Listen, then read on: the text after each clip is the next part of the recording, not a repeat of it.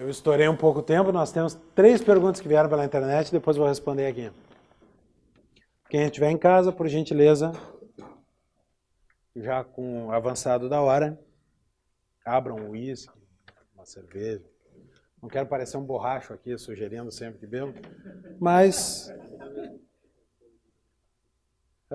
dizem que o Benjamin Franklin exagerava às vezes.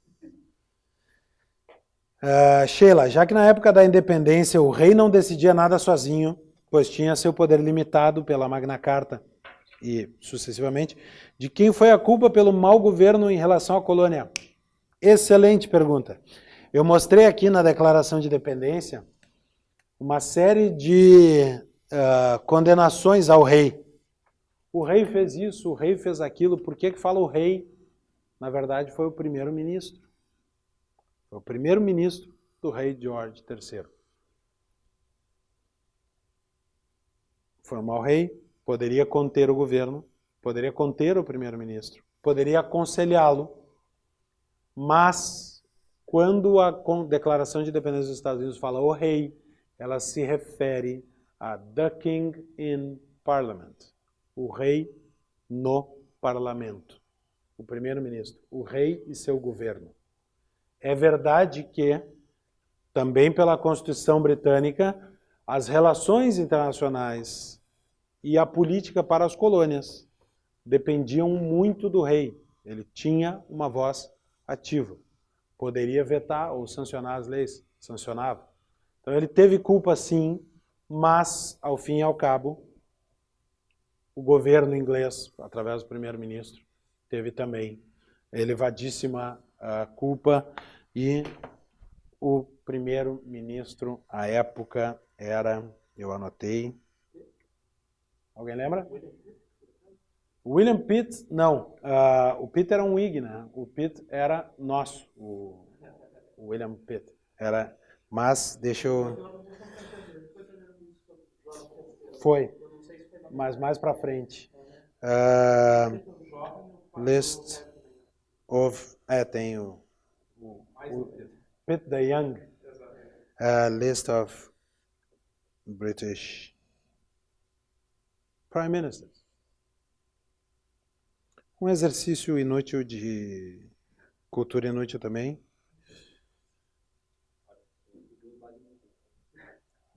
Tem coisas mais inúteis, é verdade. 1700... Era o William Pitt, o velho. Muito bem. The Right Honorable. Ele era do Privy Council. William Pitt, o velho. William Pitt the Young era um Whig e era nosso. Era o velho. Ponto. Ponto para ti.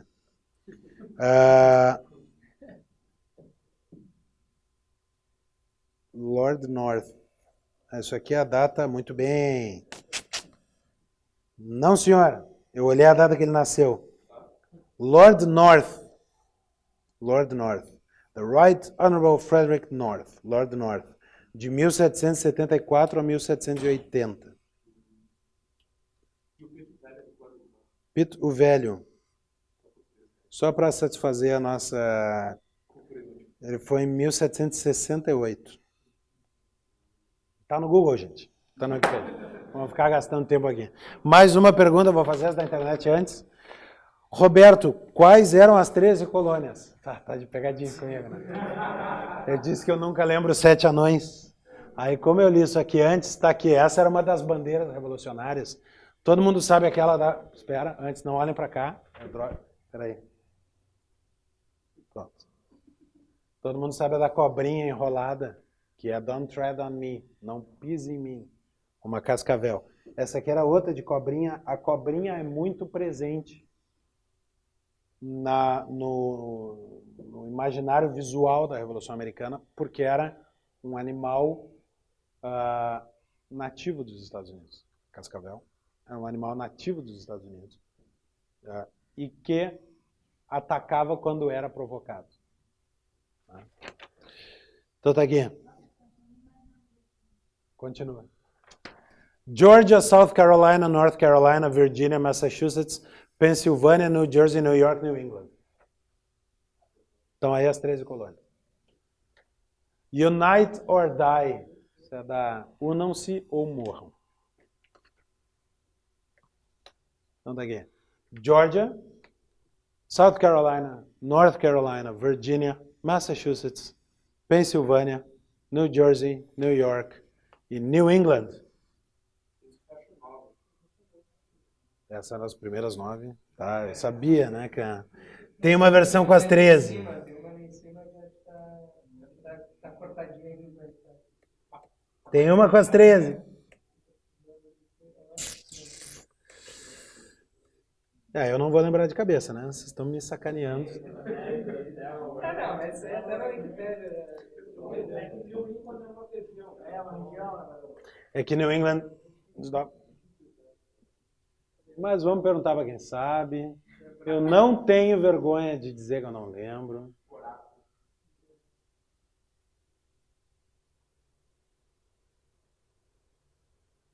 Bah.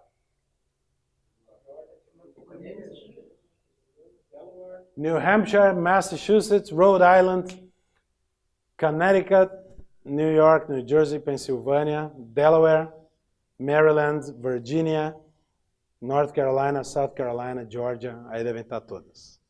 Se não, quem está em casa também, por gentileza, Roberto, Google. Na verdade, eu admito, me dá uma certa dor não saber isso de cabeça.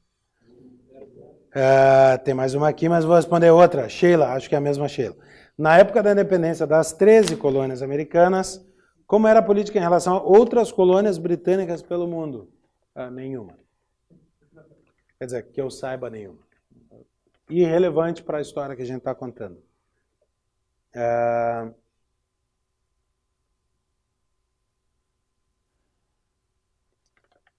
A Inglaterra teve muitas colônias conquistadas, portanto, não diretamente herdeiras da tradição britânica como uma colônia plantada. No começo, os documentos da coroa, de 1607 ali, tratavam as colônias com a expressão plantation. A colônia era plantation, não no sentido de plantação, agricultura, mas no sentido de uma plantation era a expressão para colônia. Isso vem desde das plantations na Irlanda, quando os ingleses decidiram aumentar a população da Irlanda fazendo plantations, a ideia de plantar gente lá. Tem mais uma pergunta? Rafa Lima. Rafa Lima sabe tudo, por que está me perguntando? Para o Ricardo falar do Edmund Burke no parlamento inglês defendendo os colonos. O Burke era... Pode falar... Não vou falar palavrão porque está gravado. É o ponto em que o conservadorismo encontra o liberalismo, né? Nessa relação de Burke com os revolucionários. Burke é um defensor na Inglaterra dizendo exatamente isso, que o que os americanos estavam fazendo era o que os antepassados ingleses haviam feito. Estavam continuando a tradição britânica e a defesa dos direitos dos ingleses. No parlamento inglês fazia essa defesa. Ele tinha essa relação também de trocar cartas com as colônias. E falando em trocar cartas, boa parte do que a gente falou aqui, que vocês podem assistir no John Adams, o seriado que tem no HBO, foi possível reconstruir a história em detalhe. Por exemplo, que quando foi aprovada a Declaração de Independência ficou silêncio na sala, ninguém comemorou, porque isso estava numa carta que o John Adams escreveu para sua esposa. E essas cartas foram guardadas. Infelizmente, as cartas do George Washington para Martha Washington foram queimadas por ela, quando ele morreu. Não ficaram para a história, mas essas cartas trocadas do John Adams com o Thomas Jefferson, do John Adams com a esposa dele, essas correspondências são parte fundamental da reconstrução da história dessa época. E as cartas do John Adams para o Thomas Jefferson são, assim, uma delícia de ler, porque ainda por cima são muito bem escritas. Chega a dar gosto sentar e ler as cartas. Aliás, curiosidade aí para encerrar. Não sei, tem perguntas? Vou guardar a curiosidade para encerrar mesmo. Tem uma ali, uma aqui e uma aqui. É uma parte, não é uma pergunta. Como é que é essa história da morte dos dois? É o que eu ia contar, tia. Deixa eu depois. Vou contar. O John Adams, durante um bom tempo, teve uma relação de rivalidade com o Thomas Jefferson. Isso por questões ideológicas, de comando de governo, e por um certo ciúme que ele tinha do Thomas Jefferson, para ser franco. O Adams foi embaixador na França e na Europa, voltou sem sucesso. O Thomas Jefferson teve sucesso. Depois o Adams perdeu uma eleição para o Thomas Jefferson, nunca perdoou ele por isso. Ele queria a reeleição, perdeu para o Thomas Jefferson, sempre brigaram. Brigaram, deixaram de se falar e depois voltaram a se falar e viraram confidentes e melhores amigos e trocaram cartas até morrer.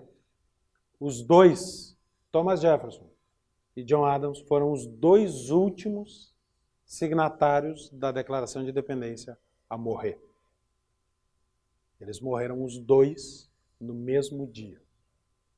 Eles morreram os dois no dia 4 de julho de 1826, no dia em que a Declaração de Independência completava 50 anos. Os dois. A quilômetros de distância um do outro. E a última frase de John Adams, quando ele morreu, já delirante, acordou e disse: Thomas Jefferson vive. E morreu. E o Jefferson tinha morrido poucas horas antes. Curioso? Eu ia acabar com isso, mas agora tu estragou. Qual foi o trato com a França para a França ajudar a independência? Não foi assim de cooperação? A Inglaterra tinha soldados alemães, os essenos, e os americanos contavam com soldados franceses. A pergunta foi qual é o trato com a França. Primeiro, pagamento em dinheiro, em caso de vitória. Segundo, a França não precisava de muita desculpa para brigar com a Inglaterra. Se odiavam, Guerra dos 100 anos, história terrível. E tinha uma disputa por terreno. Naquela época da Revolução, a França tinha a colônia da Louisiana, a terra de Luís, o rei da França, Louis. Por isso é Louis, com O-U-I-S. A França tinha interesses coloniais também na América do Norte e queria barrar o domínio inglês, achando que se protegeria assim. Depois, ainda Espanha e França, a guerra, e Napoleão, a Louisiana virou francesa, depois Napoleão invade a França, a Espanha retoma a Louisiana e, por fim, o Thomas Jefferson, em 1813, compra a Louisiana, que hoje ali tem vários estados do sul dos Estados Unidos, que estão Tennessee, que estão na antiga Louisiana, que era um terço dos Estados Unidos. Mas, basicamente, era um conflito por domínio colonial do Novo Mundo. A França querendo garantir espaço na América e conter os ingleses.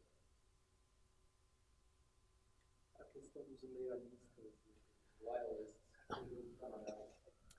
Baita história também é falar um pouco dos americanos que foram contra a Revolução. Não vai dar tempo de aprofundar, mas vários fugiram para o Canadá, nos lembra. Tem a história do grande traidor Benedict Arnold, que era um dos Sons of Liberty, aquele grupo de Boston. Depois lutou a guerra ao lado dos ingleses, até hoje. Vem isso prestar atenção, vai ver isso em vários filmes americanos. Sinônimo de traidor. Benedict Arnold. O cara que traiu porque era do Sons of Liberty e passou a defender a colônia. Um dos itens do Tratado de Paris, em que foi feita a paz entre Estados Unidos e Inglaterra, com o reconhecimento da independência americana, era a anistia aos loyalists, aos leais à coroa, que não foi cumprido. Vários leais à coroa depois foram julgados por traição e condenados à morte nos Estados Unidos. Então, também não é mil maravilhas. Né? Nem tudo são flores. Guerra. Guerra é guerra. Você falou muito sobre como esses estados, eles percebiam separados, eles se uniram porque eles viram essa necessidade do inimigo, mas ainda tem um pensamento que não é, digamos assim, meio comunitarista da comunidade próxima, né? Como se cria depois essa ideia de nação mais ampla? Boa pergunta. Os Estados Unidos nasceram dessas 13 colônias que se uniram para a guerra. E como isso virou depois um só país? Tá? Isso foi na transição dos Articles of Confederation, que foi a primeira tentativa de governo que eles fizeram, que era uma confederação. É fácil de entender isso quando a gente fala time de futebol, né? Tem o time, tem a federação do seu estado e a Confederação Brasileira de Futebol. Era para ser uma confederação que reúne federações. Só que lá era assim, a confederação era assim e o poder local era assim. Muito pouco poder concentrado na União. Isso só mudou com o fracasso desse modelo de governo. Ele foi testado e fracassou. O George Washington governou sob este módulo e, indagado certa vez sobre por que isso aqui não funcionou, ele respondeu com 2 palavras. No money.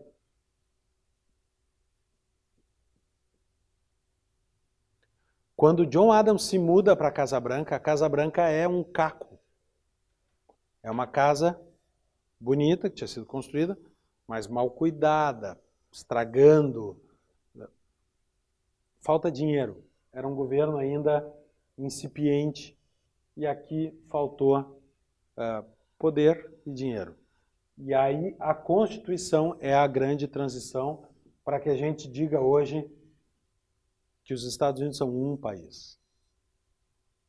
Não 13 United States, mas um. Foi a Constituição Americana de 1787 que criou a ideia de um país com um presidente.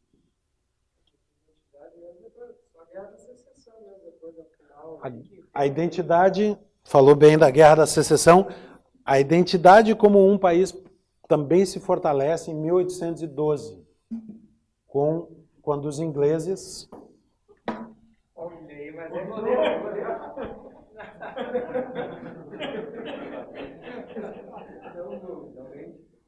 A Guerra de 1812, quando os ingleses invadem de novo os Estados Unidos e tentam recuperar as colônias. Em 1812, a Inglaterra invade novamente os Estados Unidos, incendeia o Congresso e a Casa Branca, toma Washington e tenta recuperar os Estados Unidos. E aí há um sentimento de nação de todos os americanos defendendo a sua revolução. Inclusive, num episódio da Guerra de 1812, os ingleses bombardeando o Fort Baltimore, se não me engano, um americano, num barco assistindo o bombardeio, o sol começava a se pôr, e havia uma grande bandeira no forte, e ele é um poeta, Francis Scott Key, vê a bandeira do forte sendo bombardeado e pensa: se amanhã de manhã aquela bandeira ainda estiver ali, é sinal que nós vamos vencer essa guerra. E os ingleses bombardeando durante a noite inteira. E ele escreve um poema que diz: ó, diga, você pode ver na luz clara do amanhecer aquilo que tão orgulhosamente nós saudamos, a bandeira, na última luz do pôr do sol? Oh, say, can you see by the dawn's early light what so proudly we hailed at the twilight's last gleaming? Aquela cujas largas faixas, whose broad stripes and the bright stars, estrelas brilhosas. Você pode ver de manhã aquela luz, né? And the rocket's red glare, e a luz vermelha dos foguetes, and the bombs bursting in air, e as bombas explodindo no ar, gave proof through the night, deram prova durante a noite, that our flag was still there, que a nossa bandeira ainda estava lá. Ó, diga, você pode ver, oh, say, can you see? Oh, say, does that star-spangled banner yet wave? Aquela bandeira estrelada e listrada ainda tremula? Or the land of the free, sobre a terra dos livres, and the home of the brave, e o lar dos bravos. Francis Scott Key escreve um poema no barco vendo o forte ser bombardeado, que vira o hino dos Estados Unidos. Então, para te dizer, quando nasce essa identidade de nação, eu te diria, na guerra de 1812, na resistência à reinvasão britânica. E tu falou muito como eles escolheram a tradição britânica, né? Como eles se comportaram também como ingleses. Tu tem também aqui um sincretismo com a cultura indígena local, não? Boa pergunta.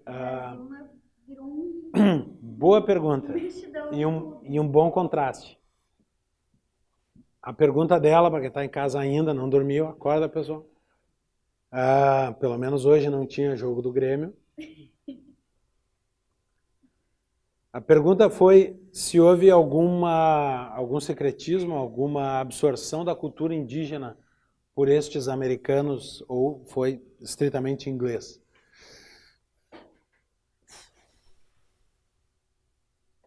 Eu tenderia a te dizer, talvez tenha aspectos locais e pontuais específicos, mas eu tenderia a te dizer que aqui foi substituição. Não teve, como bem disseste, teve no Brasil uma absorção dessa cultura indígena, né? Talvez alguma coisa na comida, obviamente. Nas palavras sempre tem, porque as coisas já têm nome quando tu chega.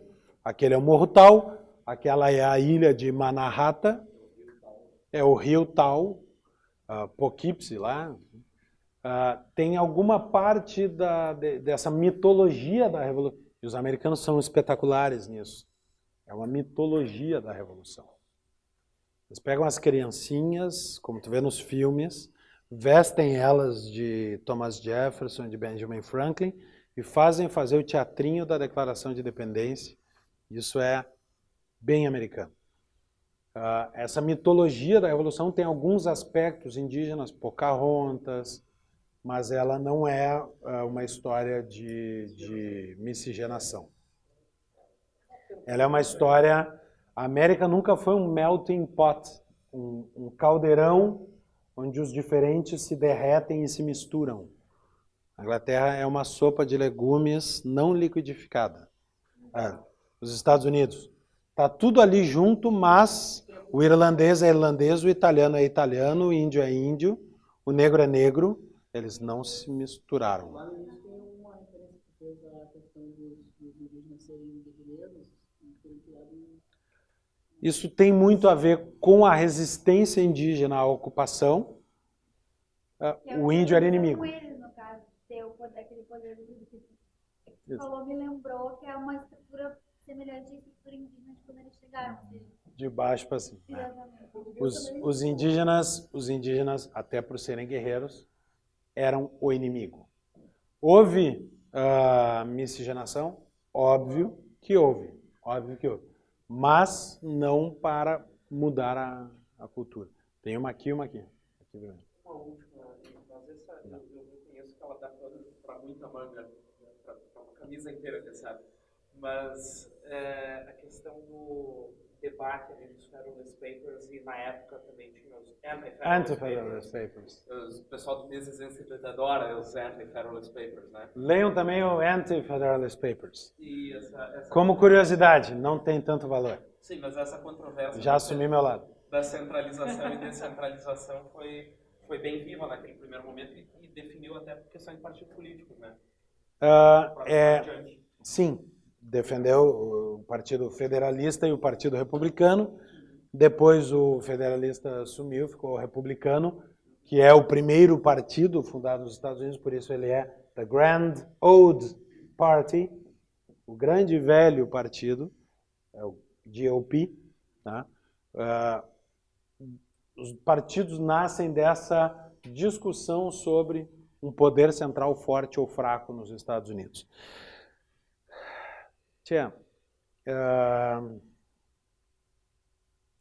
Eu acho, o pessoal do Mises Institute fala muito do Anti-Federalist Papers. É uma discussão teórica em cima de um contrafatual. Se não tivesse sido assim, seria assado. Os fatos não demonstram isso, eles demonstram o que foi. Eu gosto de alguns argumentos, eu não gosto de governo forte. Acho que os Estados Unidos, por muito tempo, enquanto a cultura sustentou, tiveram uma boa dose de governo local, de independência dos estados, e isso foi se perdendo, é verdade. Hoje, o Congresso americano faz lei sobre quase tudo, o que deveria ser, inclusive, matéria para os estados legislarem. Mas é difícil isolar uma variável ao longo de 250 anos. Se não houver mais perguntas, eu quero convidar todos vocês para no dia 4 de julho de 2026 nos reunirmos no City Tavern, lá na Filadélfia. Eu pago uma rodada de cerveja do George Washington para a gente comemorar os 250 anos da Revolução Americana. Obrigado, pessoal. Boa noite.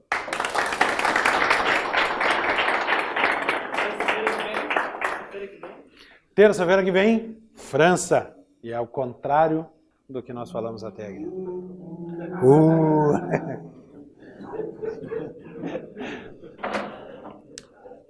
Obrigado, pessoal. Até terça que vem, viu? Que galera guerreira.